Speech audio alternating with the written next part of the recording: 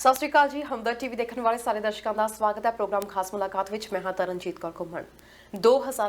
2022 ਵਿੱਚ ਕੈਨੇਡੀਅਨਸ ਨੇ ਬਹੁਤ ਕੁਝ ਦੇਖਿਆ। ਪਿਛਲੇ 2 ਸਾਲ ਪੈਂਡੈਮਿਕ ਦੇ ਕਰਕੇ ਅਸੀਂ ਬਹੁਤ ਸਾਰੇ ਉਤਰਾਅ ਚੜ੍ਹਾਅ ਵੀ ਦੇਖੇ। ਉਸ ਤੋਂ ਬਾਅਦ ਦੇਸ਼ ਦੀ ਅਰਥ ਵਿਵਸਥਾ ਤੋਂ ਲੈ ਕੇ ਗੱਲ ਕੀਤੀ ਜਾਵੇ, ਆਮ ਆਦਮੀ ਦੀ ਪਾਕਟ ਤੱਕ ਬਹੁਤ ਮਾਰਾਂ ਚੱਲੀਆਂ ਨੇ। ਅਜਿਹੇ ਦੇ ਵਿੱਚ ਫੈਡਰਲ ਸਰਕਾਰ ਦੀ ਗੱਲ ਕੀਤੀ ਜਾਵੇ ਤਾਂ ਪੈਂਡੈਮਿਕ ਦੇ ਦੌਰਾਨ बहुत कोशिशां कीतियां गईयां फैडरल गवर्नमेंट दे वल्लों भी कि कैनेडियंस की जेब दे विच पैसे पाए जा सकन ते इस मुश्किल हालात दे विच उन्हां नूं कढिया जा सके।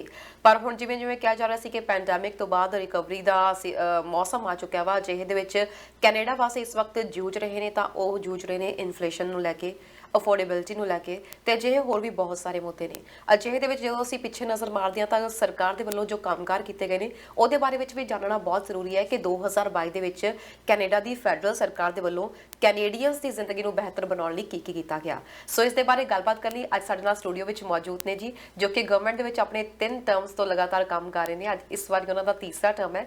ਗੱਲ ਕਰ ਰਹੇ ਹਾਂ ਜੀ ਬ੍ਰੈਂਪਟਨ ਤੋਂ ਐਮਪੀ ਸੋਨੀਆ ਸਿੱਧੂ ਜੀ ਦੀ। ਬਹੁਤ ਬਹੁਤ ਸਵਾਗਤ ਹੈ ma'am. Thank you Tarn. Hamdard TV ਦੇ ਸਾਰੇ ਦਰਸ਼ਕਾਂ ਨੂੰ ਮੇਰੇ ਵੱਲੋਂ ਪਿਆਰ ਭਰੀ ਸਤਿ ਸ਼੍ਰੀ ਅਕਾਲ। ਕੀ ਹਾਲ ਚਾਲ ਨੇ? ਬਿਲਕੁਲ ਠੀਕ ਹੈ ਜੀ। ਜਦੋਂ ਆਪਾਂ ਗੱਲ ਕਰਦੇ ਹਾਂ ਸਰਕਾਰ ਦੀ ਤਾਂ ਪਿਛਲੇ ਲਗਭਗ 2 ਸਾਲ ਅਜਿਹੇ ਸੀ ਜੋ ਕਿ ਕਿਸੇ ਵੀ ਗਵਰਨਮੈਂਟ ਦੇ ਵੱਲੋਂ ਨਾ ਤਾਂ ਪਹਿਲਾਂ ਕਦੇ ਦੇਖੇ ਗਏ ਸੀ, ਨਾ ਪਹਿਲਾਂ ਇਹ ਜਿਹੀਆਂ ਕੋਈ ਤਿਆਰੀਆਂ ਹੋਈਆਂ ਸੀ। ਪਰ ਅਚਾਨਕ ਜਦੋਂ ਪੈਂਡੈਮਿਕ ਆਇਆ ਤਾਂ ਬਹੁਤ ਕੁਝ ਬੰਦ ਹੋਇਆ।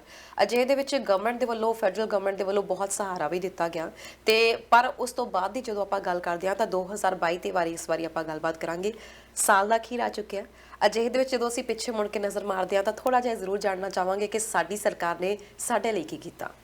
ਬਿਲਕੁਲ ਜੀ ਆਪਾਂ ਦੇਖੀਏ, ਸ਼ੁਰੂ ਕਰਦੇ ਹਾਂ ਕਿ ਪੈਂਡੈਮਿਕ ਦਾ ਟਾਈਮ ਸਾਡੇ ਸਾਰਿਆਂ ਲਈ ਬਹੁਤ ਡਿਫਿਕਲਟ ਟਾਈਮ ਸੀ ਤੇ ਮੈਂ ਬਹੁਤ ਥੈਂਕ ਯੂ ਕਰਨਾ ਚਾਹੂੰਗੀ ਕਿ ਆਪ ਸਾਰੇ ਹੀ ਬ੍ਰੈਂਪਟੋਨੀਅਨਸ ਜਿਨ੍ਹਾਂ ਨੇ ਆਪਣੇ ਚਾਹੇ ਉਹ ਰਿਸ਼ਤੇਦਾਰ ਸੀ, ਚਾਹੇ ਉਹ ਨੇਬਰ ਸੀਗੇ, ਚਾਹੇ ਕਮਿਊਨਿਟੀ ਦੇ ਵਿੱਚ ਕੋਈ ਵੀ ਸੀ, ਬਹੁਤ ਹੈਲਪ ਕੀਤੀ। ਸੋ ਥੈਂਕ ਯੂ ਸੋ ਮੱਚ। ਜਿਹੜਾ ਕਿ ਸਾਡਾ ਡਿਫਿਕਲਟ ਟਾਈਮ ਸੀਗਾ ਇੱਕ ਦੂਜੇ ਦੇ ਸਹਾਰੇ ਨਾਲ ਕੱਟਿਆ ਗਿਆ। ਸਰਕਾਰਾਂ ਨੇ ਤੇ ਰਲ ਮਿਲ ਕੇ ਵੀ ਕਾਫੀ ਇਹਦੇ 'ਚ ਕਰਨੀ ਸੀਗੀ, ਉਹਨਾਂ ਦੀ ਤਾਂ ਬਣਦੀ ਸੀ, ਇਲੈਕਟਡ ਅਫੀਸ਼ੀਅਲ ਸੀ, ਪਰ ਕਮਿਊਨਿਟੀਜ਼ ਨੇ ਵੀ ਸਾਰਿਆਂ ਦਾ ਬਹੁਤ ਸਾਥ ਦਿੱਤਾ। ਇਹਦੇ ਵਿੱਚ ਮੈਂ ਗੱਲ ਕਰ, ਤੁਸੀਂ ਪੁੱਛਿਆ ਕਿ ਸਰਕਾਰਾਂ ਨੇ ਕੀ ਕੀਤਾ। ਜੇ ਪੈਂਡੈਮਿਕ ਦੇ ਵਿੱਚ 8 ਆਊਟ ਆਫ 10 ਡਾਲਰਸ ਜਿਹੜੇ ਹੈਗੇ ਫੈਡਰਲ ਗਵਰਨਮੈਂਟ ਨੇ ਸਹਾਰਾ ਦਿੱਤਾ, ਕਰਨਾ ਚਾਹੀਦਾ ਵੀ ਸੀ ਕਿਉਂਕਿ ਸਾਡੇ ਲਈ ਸਾਰਿਆਂ ਲਈ ਬਹੁਤ ਡਿਫਿਕਲਟ ਟਾਈਮ ਸੀਗਾ। ਤੇ ਹੁਣ ਜਿਹੜਾ ਤੁਸੀਂ ਇਨਫਲੇਸ਼ਨ ਦੀ ਗੱਲ ਕੀਤੀ ਹੈ, ਇਨਫਲੇਸ਼ਨ ਜਿਹੜੀ ਹੈ ਗਲੋਬਲੀ ਹੈਗਾ, ਪਰ ਕੈਨੇਡਾ ਇਜ਼ ਵੈਰੀ ਵੈਲ ਪੋਜੀਸ਼ਨਡ। ਮੈਂ ਹੁਣੇ ਅਟੈਂਡ ਕਰਕੇ ਆਈ ਹਾਂ ਇੱਕ ਇੰਟਰਨੈਸ਼ਨਲ ਜਿਹੜੀ ਸੀਗੀ ਡਾਇਬੀਟੀਜ਼ ਕਾਨਫਰੰਸ ਸੀਗੀ, ਉਹਦੇ ਵਿੱਚ 176 ਕੰਟਰੀ ਸੀਗੇ। ਉਹਨਾਂ ਨੇ ਵੀ ਜਦੋਂ ਸਾਡੀ ਗੱਲਬਾਤ ਹੋਈ ਦੱਸਿਆ ਕੈਨੇਡਾ ਜਿਹੜਾ G7 ਦੇ ਵਿੱਚ AAA ਰੇਟਿੰਗ ਹੈਗੀ ਆ just Canada and Germany the. So inflation ਸਾਰੇ ਹੀ ਗਲੋਬਲੀ ਇਹਦਾ ਇੰਪੈਕਟ ਅਸੀਂ ਦੇਖਿਆ ਜਾ ਰਿਹਾ। ਗਰੋਸਰੀਜ਼ ਬੜੀਆਂ ਮਹਿੰਗੀਆਂ ਹੈਗੀਆਂ ਔਰ ਸਾਨੂੰ ਸਾਰਿਆਂ ਨੂੰ ਬ੍ਰੈਂਪਟੋਨੀਅਨਸ ਨੂੰ ਵੀ ਇਹਦਾ ਇੰਪੈਕਟ ਫੀਲ ਹੋ ਰਿਹਾ ਹੈਗਾ। ਸੋ ਇਹਦੇ ਵਿੱਚ ਜੋ ਸਰਕਾਰ, ਫੈਡਰਲ ਸਰਕਾਰ ਮਦਦ ਕਰ ਰਹੀ ਹੈ, ਤੁਸੀਂ ਦੇਖਿਆ ਹੋਣਾ ਕਿ ਜੇ ਡੈਂਟਲ ਕੇਅਰ, ਰੈਂਟਲ ਕੇਅਰ, ਜਿਹੜੀਆਂ ਕਿ ਨੈਸੈਸਿਟੀਜ਼ ਹੈਗੀਆਂ ਤੇ ਚਾਈਲਡ ਕੇਅਰ। ਜੇ ਇਸ ਸਾਲ ਦੀ ਗੱਲ ਕਰੀਏ ਆਪਾਂ 2 ਜਿਹੜੇ ਨੈਸ਼ਨਲ ਪ੍ਰੋਗਰਾਮ ਲਾਂਚ ਕੀਤੇ ਹੈਗੇ ਆ। ਚਾਈਲਡ ਕੇਅਰ ਦੀ ਗੱਲ ਕਰੀਏ ਤੇ ਸਾਰੇ ਪ੍ਰੋਵਿੰਸ, ਚਾਹੇ ਆਂਟੇਰੀਓ ਨੇ ਥੋੜਾ ਜਿਹਾ ਲੇਟ ਕੰਟਰੈਕਟ ਸਾਈਨ ਕੀਤਾ ਪਰ ਫਿਰ ਵੀ ਦਸੰਬਰ ਤੋਂ ਐਵਰੇਜ ਫੈਮਿਲੀ ਜਿਹੜੇ 6000 ਜਿਹੜੀ ਆ ਉਹਨਾਂ ਨੂੰ ਇਹਦਾ ਫਾਇਦਾ ਹੋਊਗਾ ਚਾਈਲਡ ਕੇਅਰ ਦੇ ਤਹਿਤ। ਤੇ ਦੂਸਰੀ ਗੱਲ ਜਿਹੜੀ ਡੈਂਟਲ ਕੇਅਰ ਆ, ਡੈਂਟਲ ਕੇਅਰ ਆ ਅੰਡਰ 12 ਆਲਮੋਸਟ $1,300 ਜਿਹੜੇ ਆ।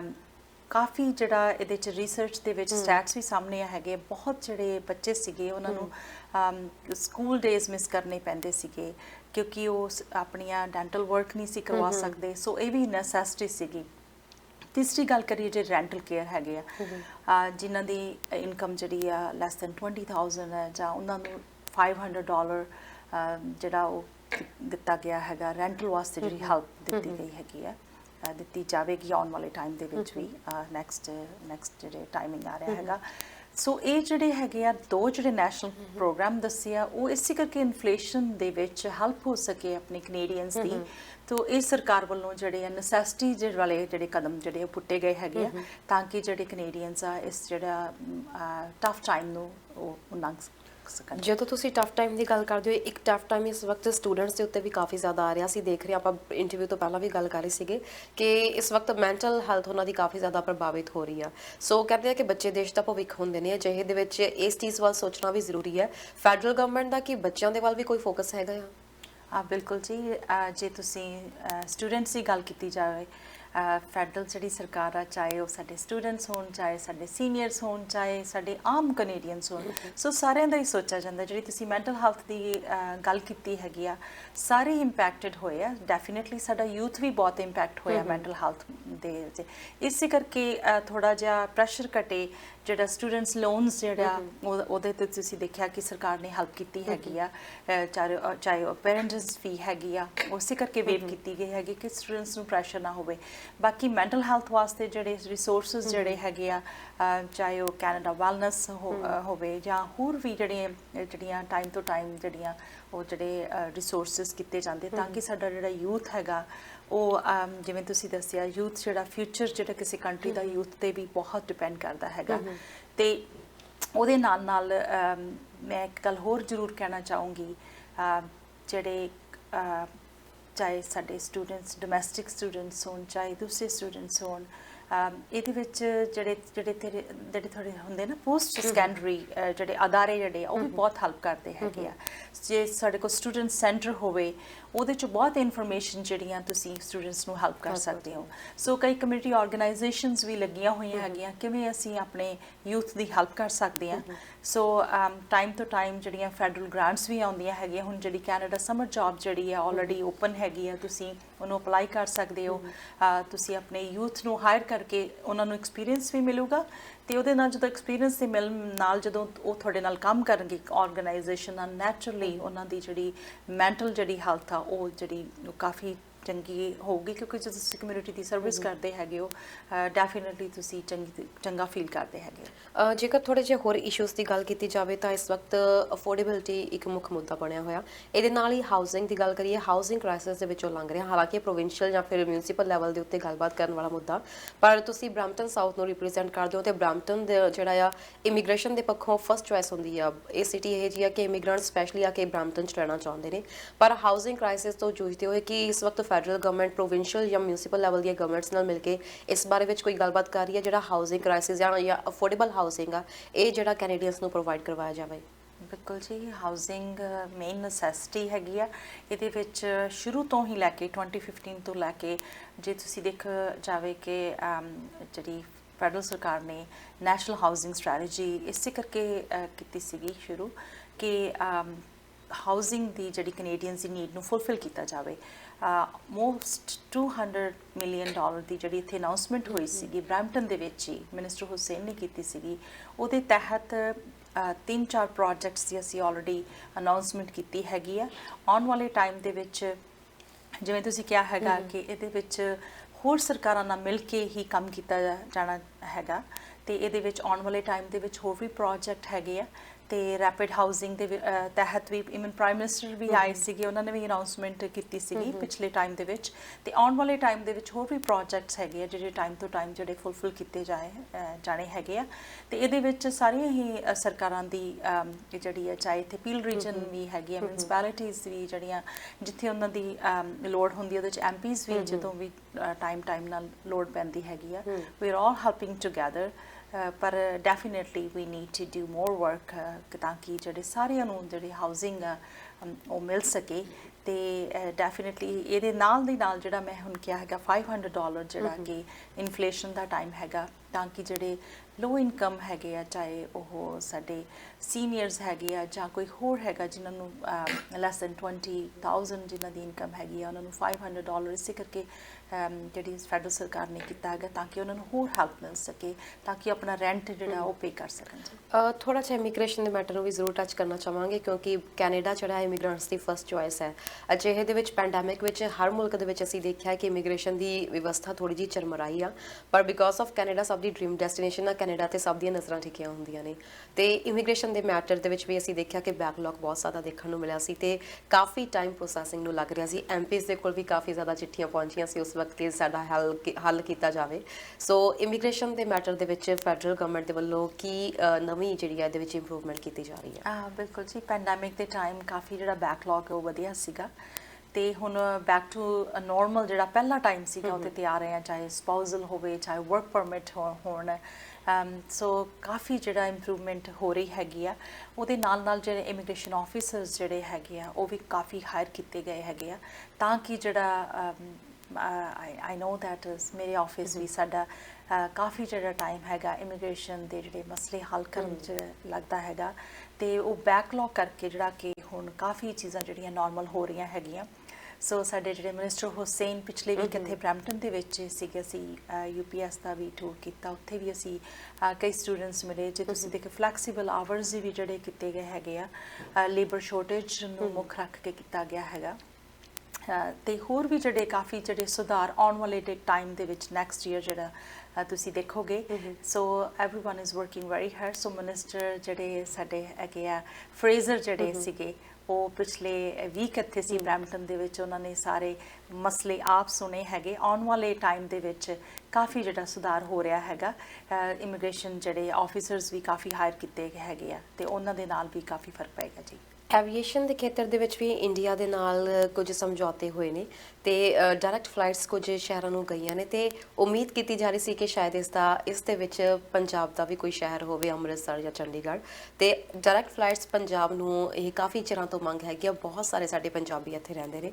ਸੋ ਕੀ ਇਸ ਦੇ ਬਾਰੇ ਕੋਈ ਗੱਲਬਾਤ ਹੋ ਰਹੀ ਹੈ? ਕਿਉਂਕਿ ਅਕਸਰ ਇਹ ਮੁੱਦਾ ਜਦੋਂ ਵੀ ਅਸੀਂ ਜਾਂਦੇ ਹਾਂ ਕਮਿਊਨਿਟੀ ਦੇ ਵਿੱਚ ਰੇਜ਼ ਕੀਤਾ ਜਾਂਦਾ ਕਿ ਵੀ ਪੰਜਾਬ ਨੂੰ ਡਾਇਰੈਕਟ ਫਲਾਈਟ ਕਦੋਂ ਜਾਏਗੀ ਟੋਰਾਂਟੋ ਤੋਂ। ਬਿਲਕੁਲ ਜੀ, ਸਾਡੀਆਂ ਵੀ ਕਾਫੀ ਕਮਿਊਨੀਕੇਸ਼ਨਸ ਜਿਹੜੀਆਂ ਹੋਈਆਂ ਹੈਗੀਆਂ। ਸਭ ਤੋਂ ਪਹਿਲਾਂ ਤਾਂ ਜਿਹੜੀਆਂ ਕੋਈ ਲਿਮਿਟਿਡ ਫਲਾਈਟਸ ਸੀਗੀਆਂ ਸਾਡੀਆਂ, ਉਹਦੇ ਨਾਲ ਜਦੋਂ ਵੀ ਰੈਜ਼ੀਡੈਂਟ ਨਾਲ ਤੁਸੀਂ ਮਿਲਦੇ ਸੀਗੇ, ਚਾਹੇ ਉਹ ਟਿਕਟਸ ਵੀ ਕਾਫੀ ਮਹਿੰਗੀਆਂ ਜਾ ਰਹੀਆਂ ਸੀ, ਕਿਉਂਕਿ ਲਿਮਿਟਿਡ ਫਲਾਈਟਸ ਕਰਕੇ ਇਹ ਜਿਹੜੀ ਪ੍ਰੋਬਲਮ ਹੋ ਰਹੀ ਸੀਗੀ।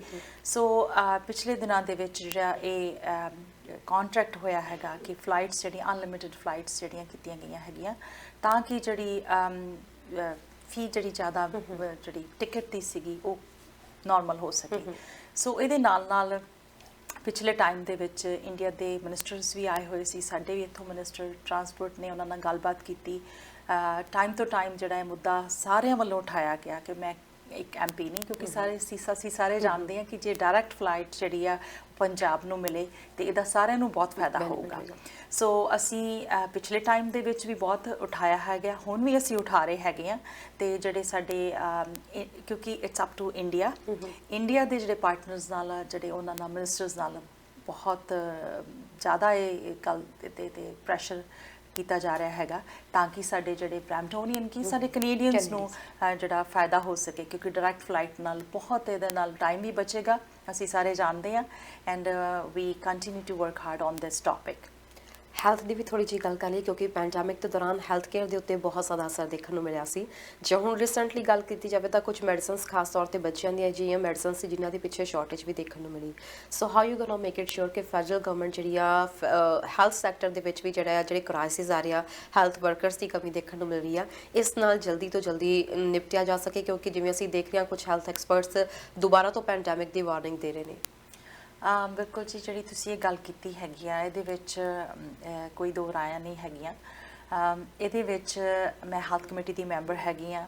ਜੇ ਆਪਾਂ ਸੋਚਿਆ ਜਾ ਕਿ ਹੈਲਥ ਰਿਸੋਰਸਿਸ ਸ਼ੋਰਟੇਜ, ਸਾਡੀਆਂ ਨਰਸਿਸ ਦੀ ਵੀ ਕਾਫੀ ਸ਼ੋਰਟੇਜ ਹੈਗੀ ਆ, ਡਾਕਟਰਸ ਵੀ ਸਾਨੂੰ ਚਾਹੀਦੇ ਆ, ਲੈਬ ਟੈਕਨੀਸ਼ੀਅਨਸ ਵੀ, ਹੋਰ ਵੀ ਜਿਹੜੇ ਆ ਲੇਬਰ ਸ਼ੋਰਟੇਜ ਦੀ ਵੀ ਕਾਫੀ ਜਿਹੜੀ ਹੈ, ਉਹਦੇ 'ਚ ਅਸੀਂ ਹੈਲਥ ਕਮੇਟੀ ਦੇ ਵਿੱਚ ਸਟੱਡੀ ਵੀ ਕੀਤੀ ਹੈਗੀ ਆ। ਸੋ ਇਹਦੇ ਤੇ ਵੀ ਕੰਮ ਚੱਲ ਰਿਹਾ ਹੈਗਾ, ਚਾਹੇ ਉਹ ਤੁਸੀਂ ਦੇਖਿਆ ਜਾਵੇ, ਚਾਹੇ ਉਹ ਇਟ ਕਮਸ ਅੰਡਰ ਪ੍ਰੋਵਿੰਸ਼ੀਅਲ ਜੁਰਿਸਡਿਕਸ਼ਨਸ, ਪਰ ਫਿਰ ਵੀ ਫੈਡਰਲ ਸਰਕਾਰ ਵੱਲੋਂ ਜਿੱਥੇ ਵੀ ਪ੍ਰੋਵਿੰਸ ਨੂੰ ਲੋੜ ਪੈਂਦੀ ਹੈ, ਵੀ ਆਰ ਆਲਵੇਜ਼ ਦੇਅਰ। ਵੀ ਪ੍ਰਾਈਮ ਮਿਨਿਸਟਰ ਪਿਛਲੇ ਟਾਈਮ ਦੇ ਵਿੱਚ ਵੀ ਸਾਰੇ ਪ੍ਰੀਮੀਅਰਸ ਨਾਲ ਵੀ ਮਿਲਦੇ ਹੈਗੇ ਆ। So it's not a blame game, we all have to work together, ਤਾਂ ਕਿ ਚਾਹੇ ਉਹ ਸਰਜਰੀਜ਼ ਬੈਕਲੌਗ ਵਾਸਤੇ ਵੀ ਫੈਡਰਲ ਸਰਕਾਰ ਵੱਲੋਂ ਪ੍ਰੋਵਿੰਸ ਨੂੰ ਹੈਲਪ ਦਿੱਤੀ ਗਈ ਹੈਗੀ ਆ।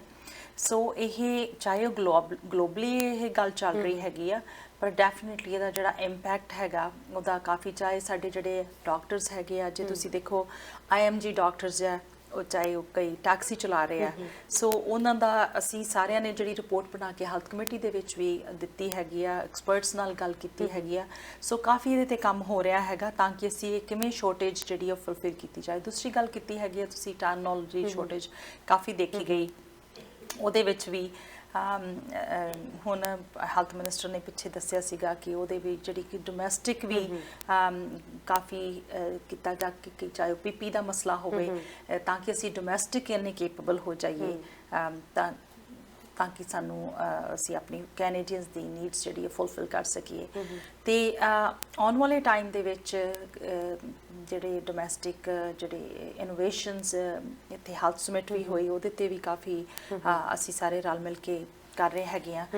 ਮੇਨ ਗੱਲ ਹੈਗੀ ਆ ਕਿ ਪ੍ਰੋਵਿੰਸ਼ੀਅਲ ਸਰਕਾਰਾਂ ਵੀ ਜਿਹੜੀਆਂ ਹੈਗੀਆਂ ਉਹ ਵੀ ਇਹਦੇ ਤੇ ਕੰਮ ਜਿਹੜੀਆਂ ਕਰਨਗੀਆਂ ਤੇ ਤਾਂ ਕਿ ਅਸੀਂ ਜਿਹੜਾ ਚਾਹੇ ਸਰਜਰੀ ਬੈਕਲੌਗ ਹੋਵੇ, ਚਾਹੇ ਅਸੀਂ ਲੇਬਰ ਸ਼ੋਰਟੇਜ ਅਸੀਂ ਇਨੋਵੇਟਿਵ ਢੰਗ ਨਾਲ ਕਿਵੇਂ ਅਸੀਂ ਫੁਲਫਿਲ ਕਰ ਸਕੀਏ ਤਾਂ ਕਿ ਜਿਹੜੇ ਨੌਟ ਜਸਟ ਬ੍ਰੈਂਪਟੋਨੀਅਨਸ ਨੂੰ, ਕੈਨੇਡੀਅਨਸ ਨੂੰ ਇਹਦਾ ਫਾਇਦਾ ਹੋ ਸਕੇ। ਪੈਂਡੈਮਿਕ ਦੌਰਾਨ ਵੀ ਕਿਹਾ ਗਿਆ ਸੀ ਜਿਨ੍ਹਾਂ ਨੂੰ ਆਲਰੇਡੀ ਪਹਿਲਾਂ ਕੁਝ ਇਹੋ ਜਿਹੀਆਂ ਕੰਡੀਸ਼ਨਸ ਹੈਗੀਆਂ ਨੇ, ਹੈਲਥ ਪ੍ਰੋਬਲਮਸ ਹੈਗੀਆਂ ਨੇ, ਉਹ ਜ਼ਿਆਦਾ ਇਸ ਦੇ ਵਿੱਚ ਜਿਹੜੇ ਆ ਸਕਦੇ ਆ ਇਸੀ ਲਪੇਟ ਦੇ ਵਿੱਚ। ਤੁਸੀਂ ਇੱਕ ਨੈਸ਼ਨਲ ਫਰੇਮਵਰਕ ਜਿਹੜਾ ਆ ਉਹ ਪੇਸ਼ ਕੀਤਾ ਸੀ ਡਾਇਬੀਟੀਜ਼ ਨੂੰ ਲੈ ਕੇ, ਤੇ ਇਹ ਵੀ ਜਿਹੜਾ ਸਰਬਸੰਮਤੀ ਨਾਲ ਪਾਸ ਹੋ ਗਿਆ। ਸੋ ਇਹਦੇ ਬਾਰੇ ਥੋੜੀ ਜਿਹੀ ਜਾਣਕਾਰੀ ਦੋਗੇ ਕੀ ਇਹ ਫਰੇਮਵਰਕ ਸੀ ਤੇ ਜਿਸ ਨੂੰ ਕਿ ਸਾਰਿਆਂ ਨੇ ਮਤਲਬ ਸਰਬਸੰਮਤੀ ਨਾਲ ਪਾਸ ਕੀਤਾ? ਬਿਲਕੁਲ ਜੀ, 2015 ਤੋਂ ਡਾਇਬੀਟੀਜ਼ ਇਸ਼ੂ ਕਿਉਂ ਮੈਂ ਇਹ ਦੱਸਣਾ ਜ਼ਰੂਰ ਚਾਹੂੰਗੀ ਕਿ ਕਿਉਂ ਰਿਹਾ। ਜੇ ਅਸੀਂ ਬ੍ਰੈਂਪਟਨ ਦੀ ਗੱਲ ਕਰੀਏ ਤੇ ਐਵਰੀ 6 ਬ੍ਰੈਂਪਟੋਨੀਅਨ, ਪਹਿਲਾਂ 7th ਔਰ 8th ਸੀ, 2015 ਤੋਂ ਜਦੋਂ ਕਈ ਡੇਟਾ ਆਇਆ, ਚਾਹੇ ਉਹ ਪ੍ਰੀ ਡਾਇਬੀਟੀਜ਼ ਆ ਚਾਹੇ ਡਾਇਬੀਟੀਜ਼ ਆ, ਸੋ ਬ੍ਰੈਂਪਟਨ ਦੇ ਵਿੱਚ ਸਾਊਥ ਏਸ਼ੀਅਨ ਭਾਈਚਾਰੇ 'ਚ ਖਾਸ ਕਰਕੇ ਜਾਂ ਇੰਡੀਜਨਸ ਪਾਪੂਲੇਸ਼ਨ ਦੇ ਵਿੱਚ ਤਾਂ ਹੈਗੀ। ਸੋ ਇਸੇ ਕਰਕੇ ਮੈਂ 2015 ਤੇ ਇਹਦੇ ਤੇ ਕੰਮ ਕਰਨਾ ਸ਼ੁਰੂ ਕੀਤਾ। 2015 ਤੇ ਇੱਕ M173 ਮੋਸ਼ਨ ਪਾਸ ਕੀਤਾ ਸੀ ਜਿਹਦੇ ਨਾਲ awareness November as a diabetes awareness month ਹੋਵੇ, ਉਹ ਵੀ ਯੂਨੈਨਿਮਸਲੀ ਪਾਸ ਹੋਇਆ ਸੀ। ਫਿਰ ਉਸ ਤੋਂ ਬਾਅਦ ਜਦੋਂ ਸੈਕਿੰਡ ਟਰਮ ਦੇ ਵਿੱਚ ਚਾਹੇ ਹੈਲਥ ਕਮੇਟੀ ਦੇ ਵਿੱਚ ਅਸੀਂ ਦੀ ਪੂਰੀ ਸਟੱਡੀ ਕੀਤੀ ਜਿਹਦੇ 'ਚ ਮੈਂ ਮੋਸ਼ਨ ਸੀਗਾ ਪਾਇਆ, ਉਸ ਤੋਂ ਬਾਅਦ ਜਦੋਂ ਇਹ ਬਿੱਲ ਪੇਸ਼ ਕੀਤਾ ਗਿਆ ਬਿੱਲ C-237, ਉਹਦੇ ਵਿੱਚ ਇਹ ਨੈਸ਼ਨਲ ਫਰੇਮਵਰਕ ਡਾਇਬੀਟੀਜ਼ ਤਾਂ ਕਿ ਯੂਨੀਫਾਈਡ ਹੋ ਕੇ ਕੈਨੇਡਾ ਇਹਦੇ ਤੇ ਕੰਮ ਕਰੇ, ਕਿਉਂਕਿ insulin we give insulin to the world. So ਇਹਦੇ ਤੇ ਰਿਸਰਚ ਦੇ ਵਿੱਚ ਉਹਦੇ ਵਿੱਚ ਮੇਰੇ ਬਿੱਲ ਦੇ ਵਿੱਚ 6 ਪਿਲਰ ਸੀ, ਚਾਹੇ ਉਹ ਰਿਸਰਚ ਨੂੰ ਉਹਦੇ ਤੇ ਹੈਲਪ ਕੀਤੀ ਜਾਂਦੀ, ਰਿਸਰਚ ਸਾਇੰਟਿਸਟ ਨੂੰ ਜੇ ਉਹਨਾਂ ਨੂੰ ਫੰਡਿੰਗ ਹੋਏਗੀ ਤਾਂ ਹੀ ਉਹ ਰਿਸਰਚਰਸ ਕੰਮ ਕਰਨਗੇ, ਚਾਹੇ ਉਹ ਡੇਟਾ ਕਲੈਕਸ਼ਨ ਹੋਵੇ, ਜੇ ਡੇਟਾ ਸਾਡੇ ਕੋਲ ਹੋਏਗਾ ਤਾਂ ਹੀ ਅਸੀਂ ਜਿਵੇਂ ਸਾਊਥ ਏਸ਼ੀਅਨ ਮੈਂ ਇੰਡੀਜਨਸ ਪਾਪੂਲੇਸ਼ਨ ਦੀ ਗੱਲ ਕੀਤੀ ਆ, ਜੇ ਸਾਡੇ ਕੋਲ ਡੇਟਾ ਹੋਊਗਾ ਤਾਂ ਹੀ ਉਹਨਾਂ ਵਾਸਤੇ ਜ਼ਿਆਦਾ ਪ੍ਰੋਗਰਾਮ ਬਣਨਗੇ। ਬਾਕੀ ਐਜੂਕੇਸ਼ਨ ਹੈਲਪ ਮੋਰ ਕੀਤੀ ਜਾਵੇ, ਚਾਹੇ ਉਹ ਇਨਸੂਲਿਨ ਪੰਪਸ ਜਾਂ ਮੈਡੀਕਲ ਜਿਹੜੇ ਹੈਗੇ ਆ ਟੂਲਸ ਆ, ਚਾਹੇ ਉਹ ਲੈਂਸਟ ਹੈਗੀਆਂ, ਸੋ ਕਈ ਲੋਕ ਨਹੀਂ ਅਫੋਰਡ ਕਰ ਸਕਦੇ। ਸੋ ਕਈ ਥਾਵਾਂ ਤੇ ਜਿਹੜੇ ਕੁਬੈਕ ਦੇ ਵਿੱਚ ਜਿਵੇਂ ਛੋਟੇ ਬੱਚਿਆਂ ਨੂੰ ਜਿਹੜੇ ਸਕੂਲ ਜਾਂਦੇ ਆ, ਜੇ ਉਹਨਾਂ ਨੂੰ ਡਾਇਬੀਟੀਜ਼ ਆ, ਉੱਥੇ ਨਰਸ ਹੁੰਦੀ ਆ ਸਕੂਲ ਦੇ ਵਿੱਚ ਤਾਂ ਕਿ ਉਹਨਾਂ ਨੂੰ ਹੈਲਪ ਮਿਲਦੀ ਆ, ਕਿਉਂਕਿ ਛੋਟੇ ਬੱਚੇ ਉਹ ਚੈੱਕ ਨਹੀਂ ਕਰ ਸਕਦੇ। ਸੋ ਇਹ ਸਾਰੇ ਕ੍ਰਾਸ ਕੈਨੇਡਾ ਇੱਕੋ ਗੱਲ ਹੋਵੇ, ਜਿਹੜੀਆਂ ਚੰਗੀਆਂ ਪ੍ਰੈਕਟਿਸਿਸ ਹੈਗੀਆਂ, ਚਾਹੇ ਉਹ ਡਾਇਬੀਟੀਜ਼ ਦੀ ਮੈਨੇਜਮੈਂਟ ਹੋਵੇ, ਚਾਹੇ ਪ੍ਰੀਵੈਂਸ਼ਨ ਦੀ ਗੱਲ ਹੋਵੇ, ਤੇ ਚਾਹੇ ਉਹ ਮੈਡੀਕਲ ਡਿਵਾਈਸਿਸ ਦੀ ਗੱਲ ਹੋਵੇ, ਯੂਨੀਫਾਈਡ ਹੋਣ ਤੇ ਨੈਸ਼ਨਲ ਫਰੇਮਵਰਕ ਹੋਵੇ ਤੇ ਤਾਂ ਕਿ ਸਾਰੀ ਡਾਇਬੈਟਿਕ ਪਾਪੂਲੇਸ਼ਨ ਨੂੰ ਹੈਲਪ ਹੋ ਸਕੇ।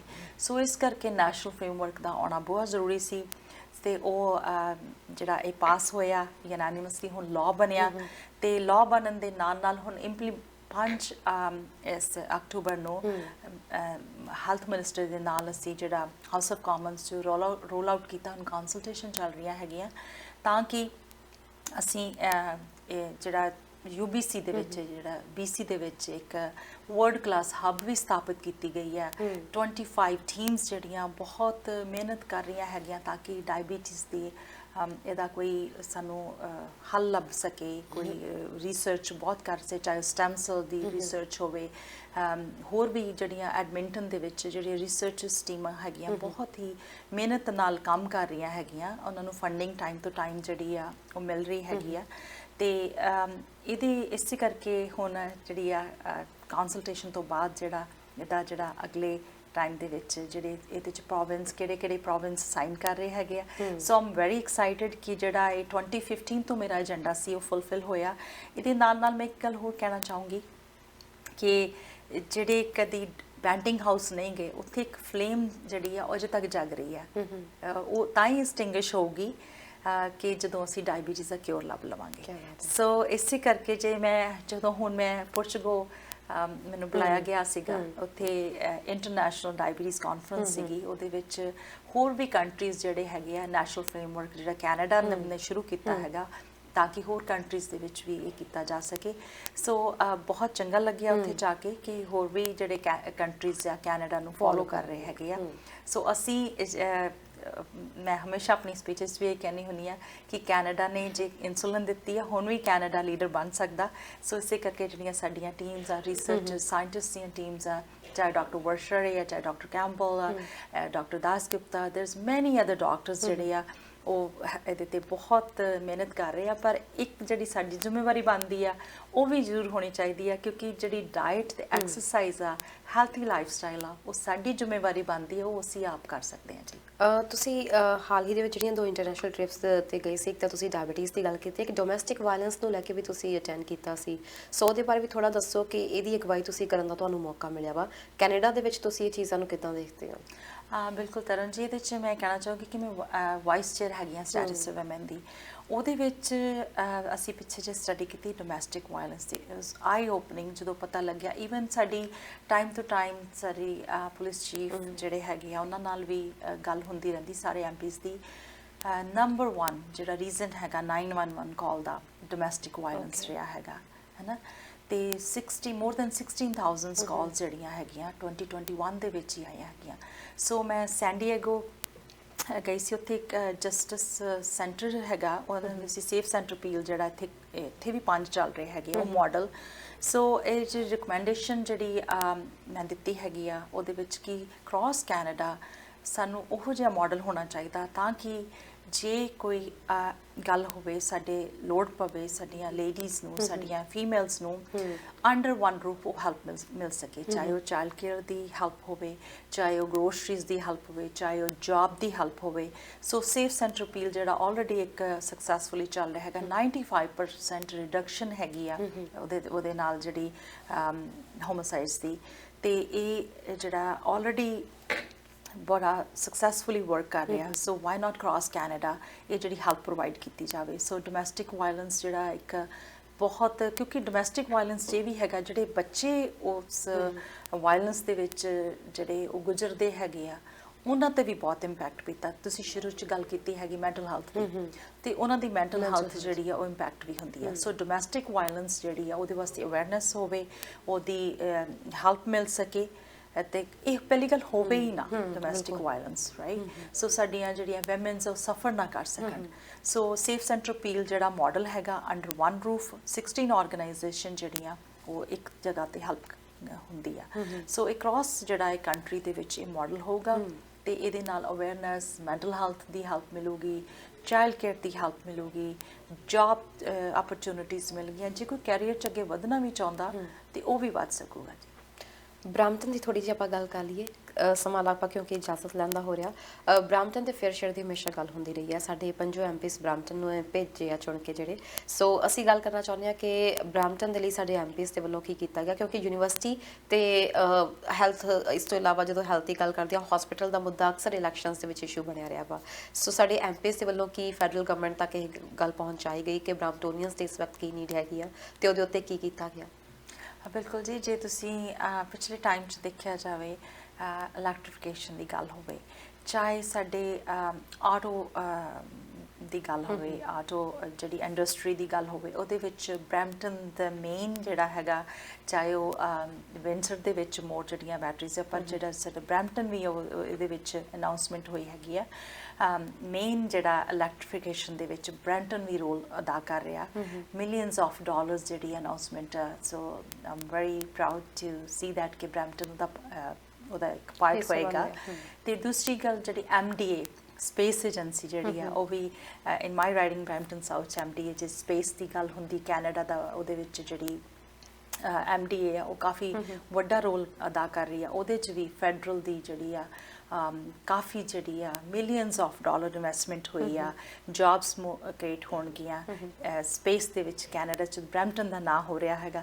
ਸੋ ਕਾਫੀ ਜਿਹੜੀਆਂ ਚੰਗੀਆਂ ਗੱਲਾਂ ਹੈਗੀਆਂ, ਉਹਦੇ 'ਚ ਮੈਂ ਇਕੱਲਾ ਨਹੀਂ ਕ੍ਰੈਡਿਟ ਲਾਉਣਾ ਚਾਹੁੰਦੀ, ਸਾਡੀ ਜਿਹੜੀ ਸਾਰੇ ਐਮਪੀਜ਼ ਦੀ ਟੀਮ ਹੈਗੀ ਆ, ਅਸੀਂ ਇਕੱਠੇ ਰਲ ਕੇ ਕੰਮ ਕਰਦੇ ਆ, ਚਾਹੇ ਉਹ ਟ੍ਰਾਂਜ਼ਿਟ ਦੀ ਗੱਲ ਹੋਵੇ, ਚਾਹੇ ਉਹ ਬਰੈਂਪਟਨ ਸਿਟੀ ਦੇ ਹਾਲ ਦੇ ਵਿੱਚ, ਜੇ ਤੁਸੀਂ ਦੇਖਿਆ ਜਾਵੇ ਹੁਣ ਆਉਣ ਵਾਲੇ stay tuned, another announcement is coming. So ਉਹਦੇ ਵਿੱਚ ਅਸੀਂ ਸਾਰੇ ਰਲ ਕੇ ਕੰਮ ਕਰਦੇ ਹਾਂ। ਜਿਹੜਾ ਵੀ ਕੋਈ ਜਿੱਥੇ ਬਰੈਂਪਟਨ ਦੀ ਫੇਅਰ ਸ਼ੇਅਰ ਦੀ ਗੱਲ ਹੁੰਦੀ ਆ ਫੈਡਰਲ ਤੋਂ, ਜੇ ਤੁਸੀਂ ਸਾਡਾ ਟਰੈਕ ਰੈਕਡ ਵੀ ਦੇਖੋ, ਉਹਦੇ ਵਿੱਚ ਜੋ ਵੀ ਸਾਨੂੰ ਸ਼ਵਲ ਰੈਡੀ ਪ੍ਰੋਜੈਕਟ ਪਿਛਲੇ ਟਾਈਮ 'ਚ ਮਿਲੇ ਸੀ, ਉਹ ਸਾਰੇ ਅਸੀਂ ਕੋਸ਼ਿਸ਼ ਕੀਤੀ ਕਿ ਸਾਰੇ ਫੁੱਲਫਿਲ ਹੋਣ। ਆਉਣ ਵਾਲੇ ਟਾਈਮ ਦੇ ਵਿੱਚ ਸਾਡੀ ਜਿਹੜੀ ਟੀਮ ਆ ਪੂਰੀ ਕਮਿਟਡ ਹੈਗੀ ਆ, ਤਾਂ ਕਿ ਅਸੀਂ ਹੋਰ ਬਰੈਂਪਟੋਨੀਅਨ ਲਈ ਹਾਰਡ ਵਰਕ ਕਰੀਏ ਤੇ ਅਸੀਂ ਵੱਧ ਤੋਂ ਵੱਧ ਜਿਹੜੇ ਪ੍ਰੋਜੈਕਟ, ਜਿਹੜੇ ਸ਼ਵਲ ਰੈਡੀ ਪ੍ਰੋਜੈਕਟ ਆ, ਉਹਨਾਂ ਨੂੰ ਅਸੀਂ ਆਪਣੇ ਇੱਥੇ ਬਰੈਂਪਟਨ 'ਚ ਲਿਆਏ। ਤੁਸੀਂ ਯੂਨੀਵਰਸਿਟੀ ਦੀ ਗੱਲ ਕੀਤੀ, ਈਵਨ ਯੂਨੀਵਰਸਿਟੀ ਜਿਹੜੀ ਹੈਗੀ ਆ comes under provincial jurisdictions, ਪਰ ਫਿਰ ਵੀ ਜਿਹੜਾ ਮੈਡੀਕਲ ਸਕੂਲ ਆ ਡਾਕਟਰ ਲక్ష్ਮੀ ਨਾਲ ਰਲ ਕੇ ਜਿਹੜੀਆਂ ਪਿੱਛੇ ਟਾਊਨ ਹਾਲਸ ਹੋਈਆਂ, 5 ਟਾਊਨ ਹਾਲਸ ਦੇ ਵਿੱਚ ਮੈਂ ਵੀ ਨਾਲ ਸੀ, ਕਿਉਂਕਿ ਸਾਨੂੰ ਬਹੁਤ ਲੋੜ ਹੈਗੀ ਆ ਯੂਨੀਵਰਸਿਟੀ ਦੀ, ਚਾਹੇ ਉਹ ਮੈਡੀਕਲ ਸਕੂਲ ਦੀ।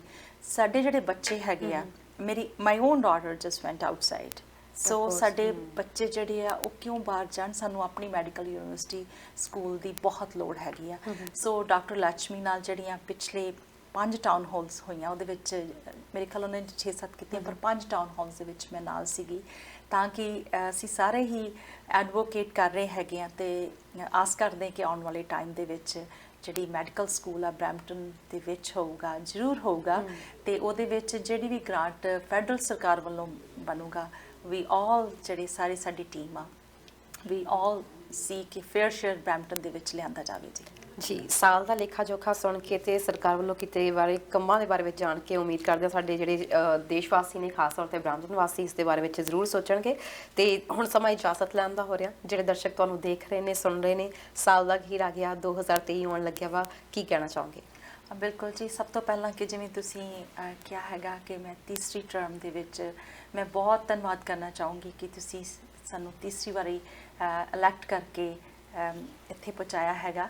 ਤੇ ਸਾਰੇ ਸਾਲ ਦੇ ਵਿੱਚ ਜਿਹੜੀਆਂ ਅਸੀਂ ਜੋ ਕੰਮ ਕੀਤੇ ਹੈਗੇ ਆ, ਉਹਦਾ ਅੱਜ ਆਪਾਂ ਲੇਖਾ ਜੋਖਾ ਵੀ ਕੀਤਾ, ਪਰ there is more need to do. So ਸਾਡੀ ਹੋਲ ਟੀਮ ਜਿਹੜੀ ਕਮਿਟਡ ਹੈਗੀ ਆ, ਸੋ ਰਲ ਮਿਲ ਕੇ ਸਾਰਾ ਕੰਮ ਕਰਕੇ ਅਸੀਂ ਆਪਣੇ ਬਰੈਂਪਟਨ ਨੂੰ ਹੋਰ ਵਧੀਆ ਬਣਾਇਆ ਜਾਵੇ। ਆਈ ਨੋ ਇਟਸ ਇਨਫਲੇਸ਼ਨ ਟਾਈਮ, ਤੇ ਇਸ ਇਨਫਲੇਸ਼ਨ ਟਾਈਮ ਦੇ ਵਿੱਚ ਚਾਹੇ ਸਾਡੇ ਬੱਚੇ ਹੋਣ, ਚਾਹੇ ਸਾਡੇ ਯੂਥ ਹੋਵੇ, ਚਾਹੇ ਸਾਡੇ ਸੀਨੀਅਰਸ ਹੋਣ, ਸੋ ਸਰਕਾਰ ਵੱਲੋਂ ਕੋਸ਼ਿਸ਼ ਕੀਤੀ ਜਾ ਰਹੀ ਕਿ ਸਾਰਿਆਂ ਨੂੰ ਇੱਥੇ ਹੈਲਪ ਪ੍ਰੋਵਾਈਡ ਕੀਤਾ ਜਾਵੇ। ਪਰ ਇਹਦੇ ਨਾਲ ਮੈਂ ਕਹੂੰਗੀ ਕੈਨੇਡਾ ਦਾ ਜਿਹੜਾ ਟ੍ਰਿਪਲ ਰੇਟਿੰਗ ਹੈਗਾ G7 ਦੇ ਵਿੱਚ, ਜਸਟ ਕੈਨੇਡਾ ਐਂਡ ਜਰਮਨੀ ਕੋਲ ਹੈਗਾ।